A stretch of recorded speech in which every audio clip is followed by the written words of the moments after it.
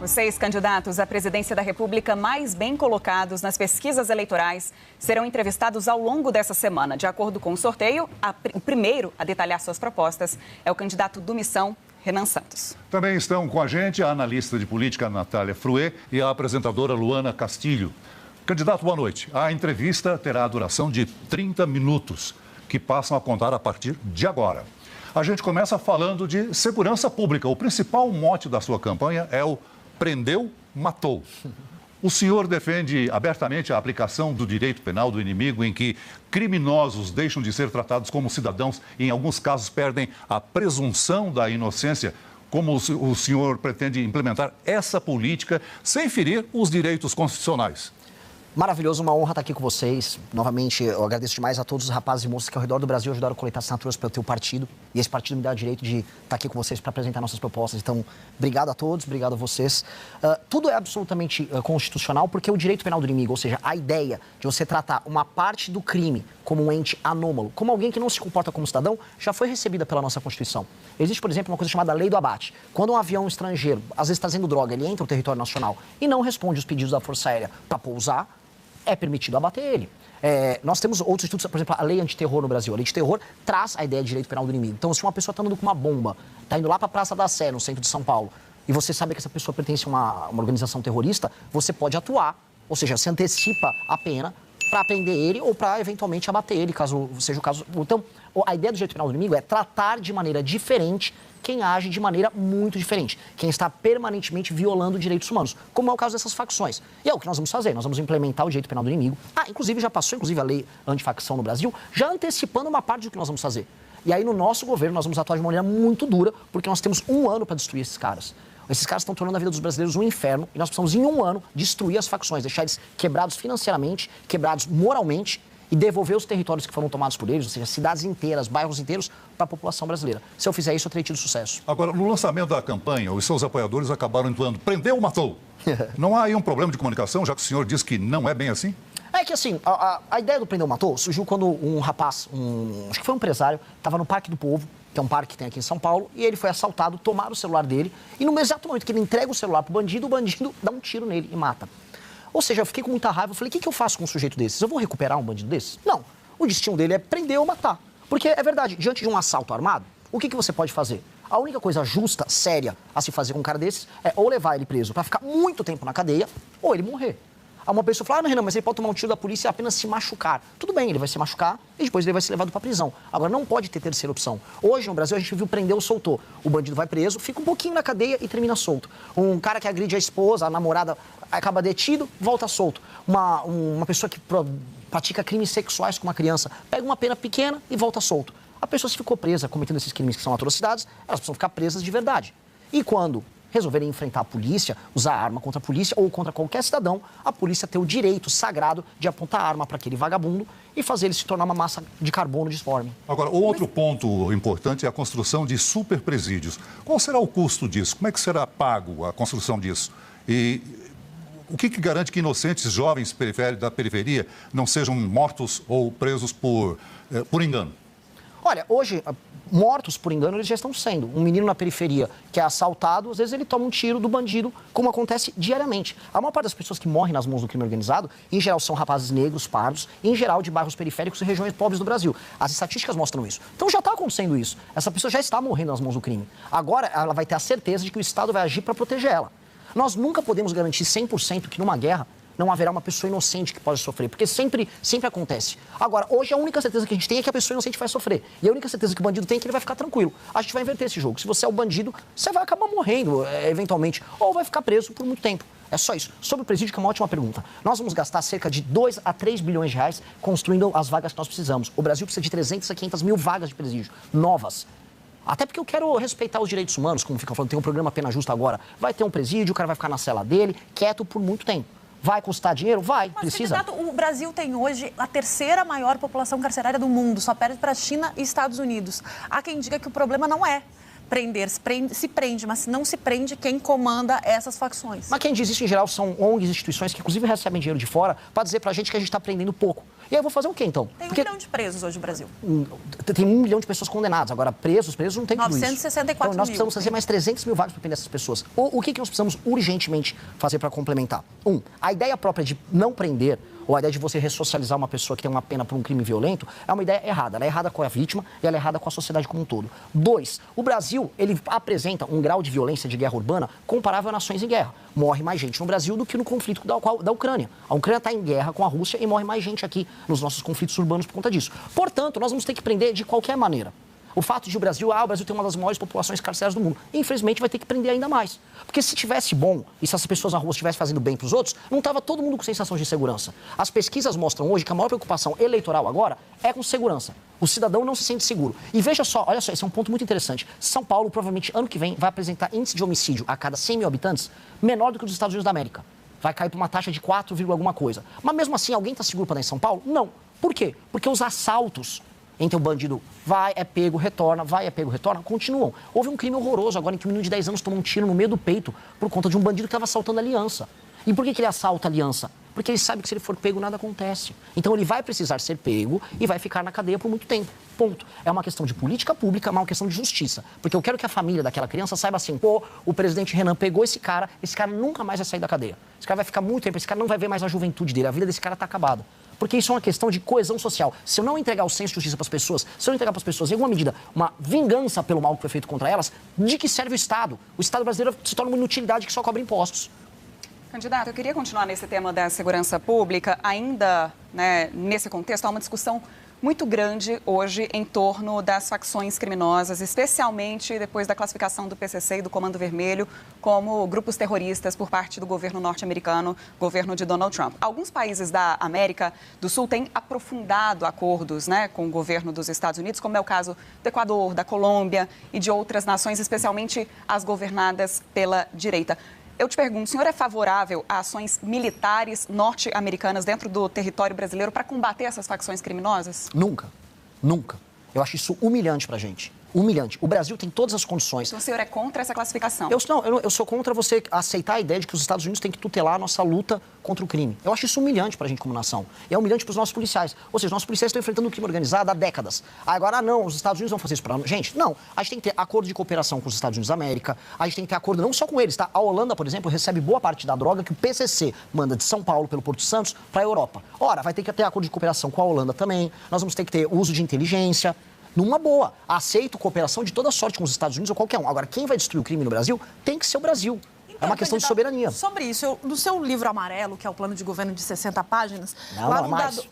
É 460. Não, total, mas o plano de governo registrado no TSE são 60. O senhor fala de dissolução de entidades públicas ou privadas infiltradas pelo crime organizado.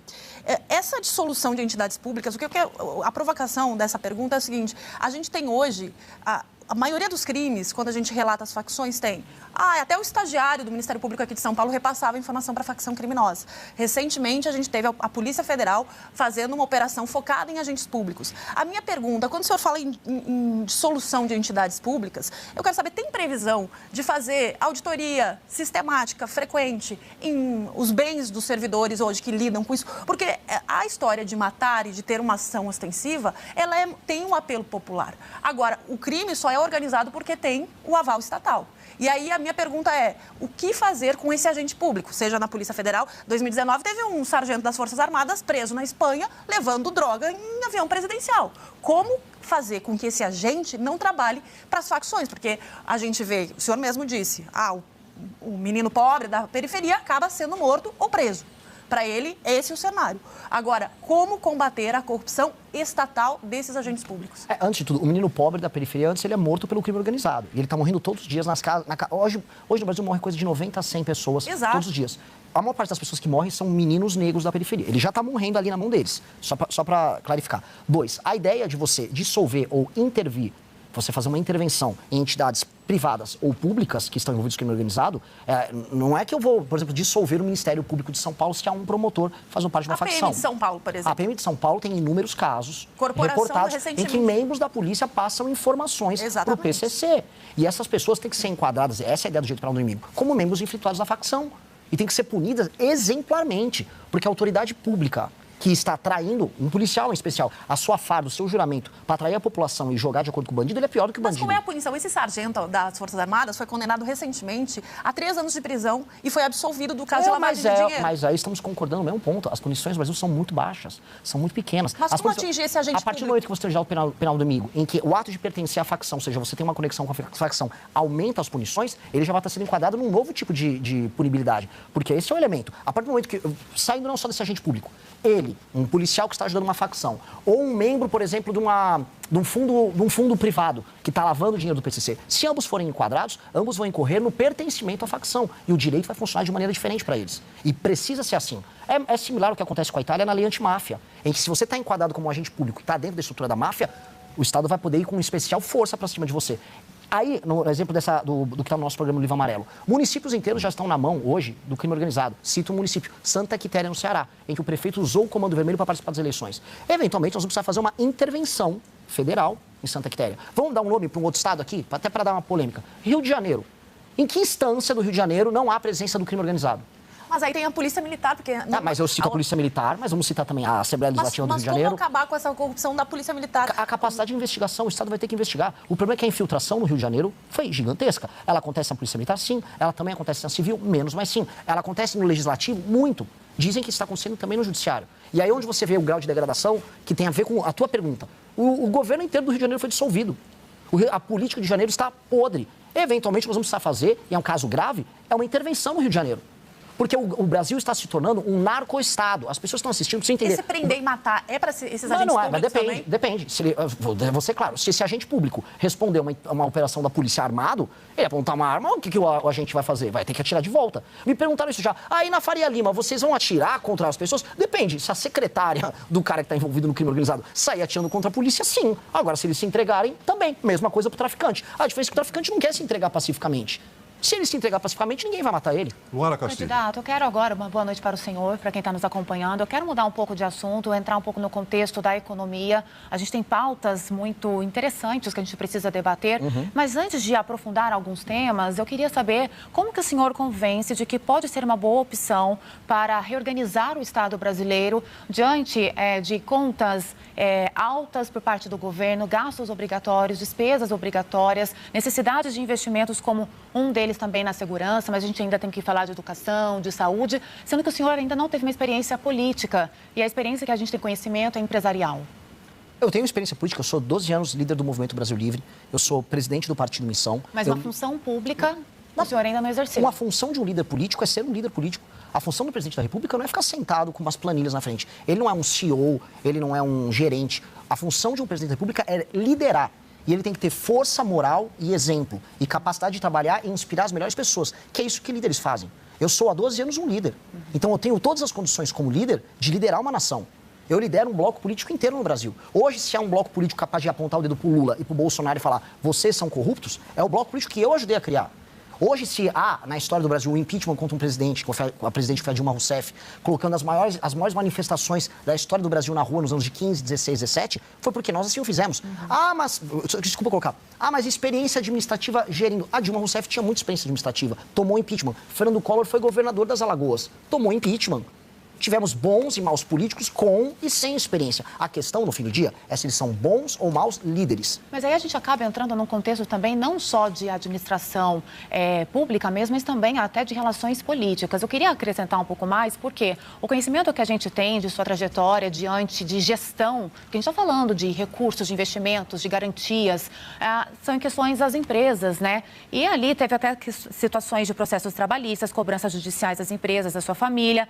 Eu queria que o senhor entrasse um pouco nesse sentido é uma cobrança muito grande de responsabilidade fiscal. Como colocar em prática, sendo que a gente está falando de um orçamento exorbitante do Brasil, de uma população muito grande e que precisa ter essa boa gestão para garantir os direitos públicos e básicos. Sim, mas o que eu, que trabalhei com gestão de empresas, estavam quebradas, peguei essas empresas com essas dívidas trabalhistas, fui lá negociar com o sindicato, aprendi a fazer folha de pagamento, vender. Eu peguei empresas, é muito bom que esse exemplo, empresas estavam fechadas com funcionários sem receber há 5 meses. Trouxe investimento, botei a empresa para andar. As empresas tinham dívidas antes de eu assumi-las. E não há nada de errado em você assumir dívidas de uma empresa tentando colocar a empresa para andar. Muito pelo contrário, é meritório. É um setor inteiro de negócio que existe não só no Brasil, mas no mundo.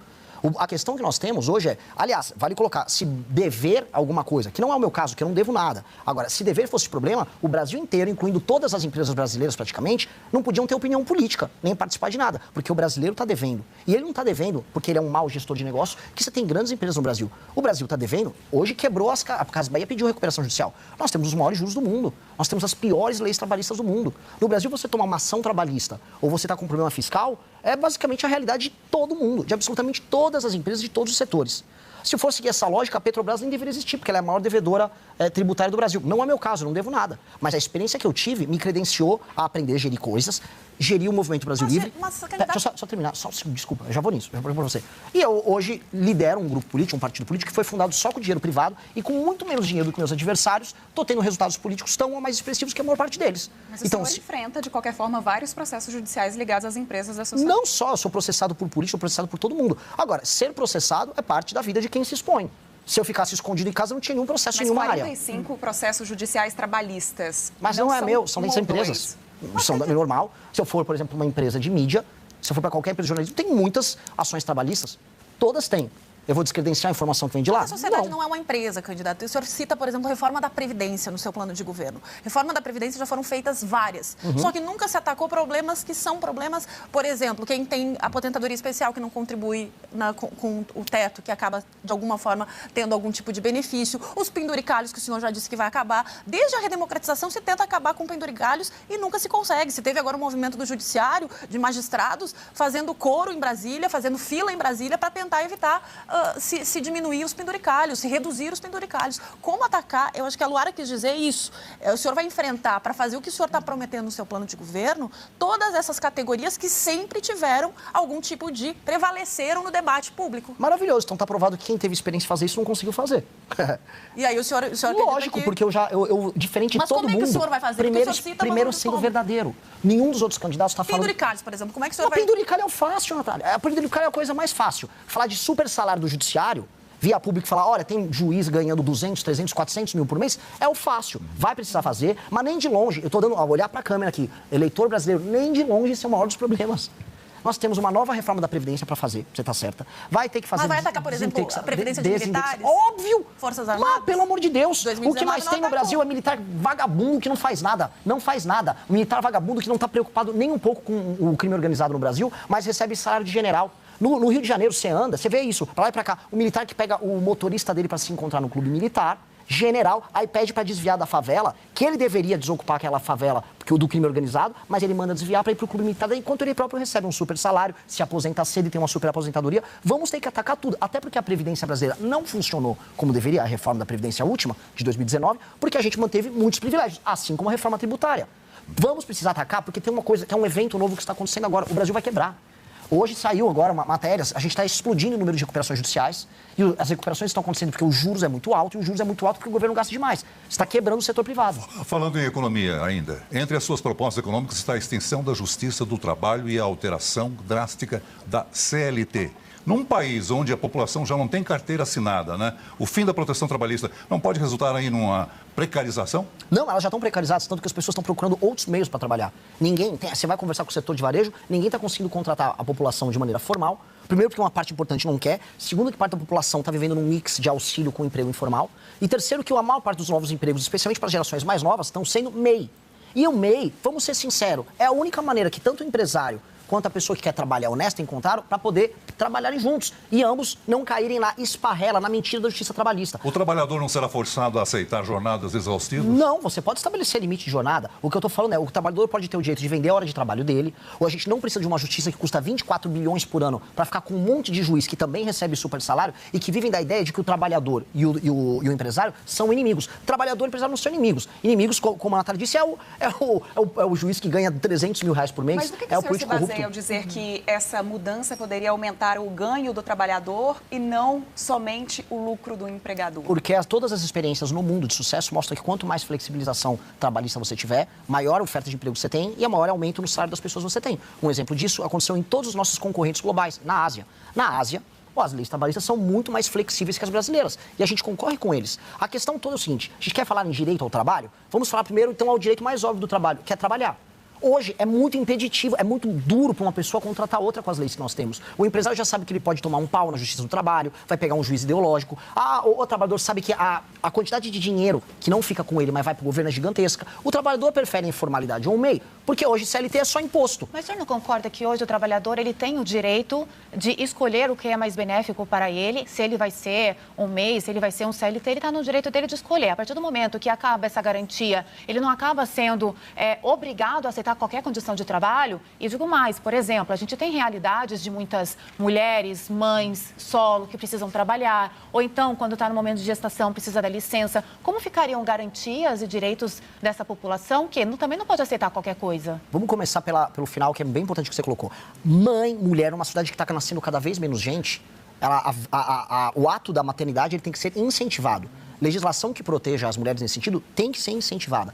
Ponto. Senão a gente vai viver num país que se torna inimigo do nascimento de bebês, inimigo do surgimento de famílias. E eu venho falando, já fiz uma sabatina numa emissora concorrente aqui, em que ficou se discutindo do papel do homem, o papel da mulher na relação, e nós acreditamos muito na família biparental, pai e mãe presentes. Então a moça que está trabalhando, que está sonhando em ter um filho, ela se sentir tranquila para fazer isso é essencial. Agora, hoje, veja, não é que o trabalhador tem muita escolha. Em alguns setores, como indústria, você não tem a possibilidade do MEI. É só CLT altamente sindicalizado, com ele ganhando pouco, dando metade do dinheiro para Janja gastar com avião, que é isso que acontece, o Estado ficando com o dinheiro dele. Outra coisa que acontece é, se você não é competitivo, porque as nossas legislações, em especial a trabalhista, são muito antiquadas, é uma lei dos anos 40 do século passado, a gente não vai conseguir concorrer com o mundo. Então a gente não consegue fazer produtos num preço para competir com o resto do mundo. É por isso que surgiu a taxa da blusinha. As empresas brasileiras não conseguem concorrer com as empresas de fora. Então a legislação trabalhista, ela é muito custosa. Nós temos que fazer existir uma legislação que o custo caia. E o custo, na sua maioria, é governo. Não é o salário da pessoa que fica líquido na conta. É do governo. A gente precisa criar uma legislação que contratar uma pessoa formalmente custe muito, mas muito menos. Mas se o governo vai arrecadar menos, como que ele vai continuar investindo? Ainda mais que tem muitos gastos obrigatórios cada vez mais altos. Ele vai arrecadar mais. Porque como as pessoas estão na informalidade, o governo não está arrecadando nada. O governo não arrecada nada porque as pessoas estão na informalidade. Ou no desemprego puro e simples. O governo vai arrecadar mais porque você vai aumentar a base de arrecadação pelo número de pessoas que você vai arrecadar. Aí você pode cobrar uma alíquota menor para essas pessoas e aumentar o número de pessoas que estão nessa base. Hoje, o número de pessoas que estão na informalidade pura e simples é gigantesca. É por isso que surgiu aquela discussão de tributar o PIX. Quando teve aquele papo de tributar o PIX, alguém brilhante na equipe econômica do governo pensou, bom, já que eu não vou conseguir tributar essa pessoa da informalidade, eu vou tributar a movimentação, que é o PIX. Foi ali que surgiu. A gente não pode fazer isso. Isso dá medo para as pessoas. A gente tem que aumentar a base de pessoas que vai estar formalizada. É por isso que precisa de uma legislação trabalhista funcional. Hoje, ela é maluca. As pessoas fingem que estão empregadas de maneira formal, e o empregador também, fica todo mundo fingindo. É tudo mentira. Agora, candidato, seguindo nessa linha de raciocínio, falando sobre trabalho, eu quero falar também sobre Bolsa Família. O programa do senhor, ele fala em substituir o Bolsa Família por trabalho. Hoje em dia, o programa Bolsa Família, ele já prevê a chamada regra de proteção, que é aquele mecanismo que permite que as pessoas comecem a trabalhar, continuem recebendo o benefício por um tempo, até que estejam, de fato, consolidadas ali no mercado do trabalho. Isso permite uma transição segura e gradual, né? Como é que o senhor pretende, então, acabar com o Bolsa Família, transformar tudo isso sem comprometer o mínimo que essa população mais vulnerável recebe, que muitas vezes é o que garante o pão ali de cada dia, o pão, o leite das crianças? É que não é exatamente isso que nós vamos fazer. Então, para quem está nos assistindo, vocês precisam entender. Essa transição tem que ser mantida. É um programa que já existe. Sim, mas não é isso. Reconhecido pela ONU, né? E não é disso que nós estamos falando. O nosso programa fala o seguinte, o Brasil está se tornando um lugar pobre, muito pobre, que as pessoas vivem de Bolsa Família. Ponto. Está aumentando o número de pessoas no Bolsa Família. Ponto. As pessoas em algumas regiões do Brasil, região Nordeste, no Nordeste, 4 a cada 10 domicílios estão no Bolsa Família. Ou seja, o Brasil está empobrecendo e qualquer lugar em que aumenta o número de pessoas vivendo de assistência significa que é um lugar falido, quebrado. A maior parte dos municípios, eu tive assim, a honra de visitar os lugares mais pobres do Brasil. Fui nos municípios mais pobres, Marajá do Sena, fui lá em Melgaço, na Ilha do Marajó. É um horror, as pessoas vivem muito mal, não existe emprego. Aquela pessoa que está num lugar que não tem emprego, de start, ninguém vai alterar a política social se uma pessoa morre de fome. Não existe meio das pessoas se sustentarem hoje sem política assistencial. Dito isso, nós não podemos continuar vivendo num país em que as pessoas precisam de um dinheiro que cai no cartãozinho dela lá, que ela pega no CRAS, para ela poder sobreviver. O Estado tem que levar frentes de trabalho, o Estado tem que criar zonas econômicas especiais e o Estado tem que levar a possibilidade de trabalhar, especialmente para as pessoas mais jovens. Porque aí tem muito homem, muita moça jovem, às vezes sem filhos, que querem ter o benefício assistencial, querem pegar um bico e ficar em informalidade. Aí uma empresa não consegue contratar ela. Aí você fica num impasse, o agricultor não consegue contratar, aquela pessoa fica vivendo na casa dos pais. Existe um método, um modo de vida ligado a isso que precisa ser superado. Até porque isso está custando para quem? No fim do dia. Está custando para o trabalhador, para o entregador de moto que está nos assistindo e que está pagando um imposto caríssimo e não está aguentando mais. Os impostos estão caros, os juros estão caros porque a gente não está conseguindo sustentar isso. Então a conta está ficando em quem trabalha. Eu primeiro vou salvar quem está trabalhando. Quem está pagando a conta precisa ser salvo. Eu não vou deixar ninguém que está no município que tem Bolsa Família morrer de fome. Só que eu vou levar o emprego para lá. Vou levar o trabalho, nem que seja com frente de trabalho, igual o Roosevelt. O senhor mantém, então, para a extrema pobreza até fazer a transição. Até fazer a transição. Só que o Estado brasileiro não vai mais ser um Estado malandro, porque os governadores, prefeitos e presidentes são malandros, vai ficar só, dá mais Bolsa Família, porque quem recebe Bolsa Família não cobra o político. Quem recebe Bolsa Família, quem está preso nisso, não tem coragem de cobrar o político. Então o que nós vamos fazer? Eu vou levar frente de trabalho, igual o presidente dos Estados Unidos, Roosevelt, fez na crise de 29, e ali as pessoas vão trabalhar em recapeamento urbano, vão trabalhar construindo o Estado. O homem que chegou no CRAS e falou, quero meu Bolsa Família, e tem uma opção de frente de trabalho para ele trabalhar, se ele não quiser frente de trabalho, ele não vai ter direito ao Bolsa Família. Porque isto é a única forma de respeitar, aí sim, a dona de casa, a mulher que está começando a trabalhar, o entregador, que estão pagando um imposto altíssimo, que vão no mercado e encontram produto mais caro, e que estão pagando pelo trabalho dos outros. Eu tenho que respeitar essas pessoas, antes de tudo. Quem está pagando a conta vem antes de tudo para mim. Quem paga a banda escolhe a música. Só no Brasil que quem não paga a banda escolhe a música. Então os estados mais deficitários, os estados que trabalham menos, ou mesmo uma população que hoje tem a população pobre que precisa ajudar, mas tem uma população que meio que se escora no auxílio, eles não vão mais definir o destino do país. Tem que ser quem está trabalhando.